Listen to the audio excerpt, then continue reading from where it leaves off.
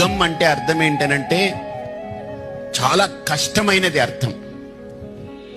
దుర్గా అంటే అర్థం ఏంటనంటే కష్టాలు ఏవైనా ఆవిడ్ని పట్టుకుంటే ఆవిడిని దాటే రావాలి మన దగ్గరికి, అంత కవచంలా నిలబడుతుంది దుర్గమ్మ.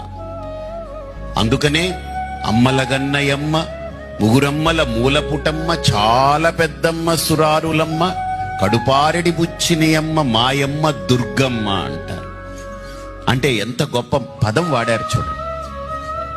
అదే మంత్రాన్ని దుర్గే స్మృత హరసి భీతి మశేష జంతోహో, దుర్గమ్మ అనుకుంటే ఆవిడ మన కష్టాలని ఇట్టే దూరం చేయగలిగేటువంటి శక్తి ఆవిడ దగ్గర ఉంది.